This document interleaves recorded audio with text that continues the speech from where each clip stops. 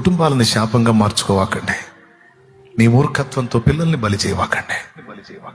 పిల్లల జీవితాలతో ఆడుకోవాకండి. చీటికి మాటికి గొడవలు పెట్టుకుంటూ ఇంట్లో అసమాధానం, అల్లరి, రోత. పిల్లలు తినబోయే సమయంలో గొడవ, తినలేరు పాపం. అమ్మా నాన్న సంతోషంగా కళకళలాడుతూ ఉంటే పిల్లలు ప్రశాంతంగా ఉంటారు.